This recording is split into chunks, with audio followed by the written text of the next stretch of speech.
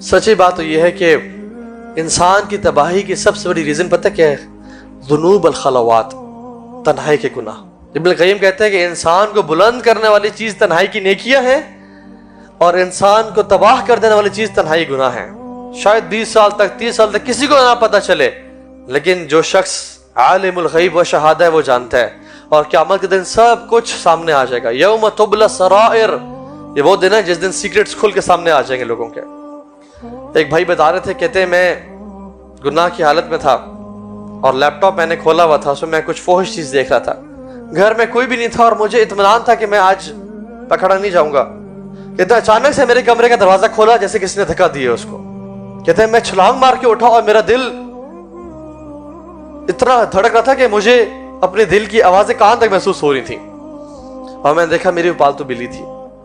کہتے ہیں مجھے اتنی شرم آئی کہ رب العالمین مجھے دیکھ رہے تھے، اور میں اطمینان اور سکون سے گناہ کر رہا تھا، اور میری پالتو بلی سے میں ڈر گیا۔ سلف صالحین کہتے ہیں کہ لوگوں، گناہ کرنا تنہائی میں، اس سے بڑا گناہ یہ کسی کے آنے پہ اس گناہ کو چھوڑ دینا۔ اس گناہ سے بڑا گناہ یہ ہے کہ اللہ تعالیٰ کا خوف انسان کے دل میں نہ ہو، اور کوئی کام والی، کوئی چھوٹی بہن، کوئی بھائی، کوئی والد، انسان، بشر وہ آئے اور اس کی وجہ سے، اس کے ڈر سے گناہ کو چھوڑ دینا، یہ اس گناہ سے بڑا گناہ ہے۔ تو کیا کریں؟ ایک نوجوان شخص آیا امام وہیب ابن الورد کے پاس اور کہا شیخ مجھے نصیحت کریں۔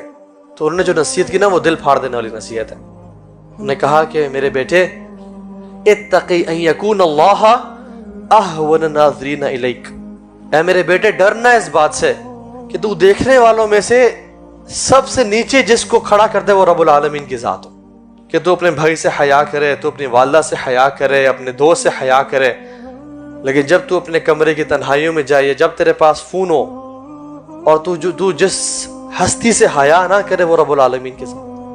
اور آج کل میں آپ کو بتا نہیں سکتا کتنے لوگ، میں اس بات کو کیوں آپ کے سامنے کھول رہا ہوں کہ اس میں اکثریت اس گمراہی کا شکار ہے۔ فون تو لے کے دے دیا ہم نے بچوں کو، ٹین ایجرز کو، یہ خود بھی استعمال تو کر رہے ہیں، کس طرح سے اس کو استعمال کر رہے ہیں، کس طرح سے فطروں سے بچنا ہے، نہ جوانوں کو پتہ ہے نہ بوڑھوں کو پتہ ہے۔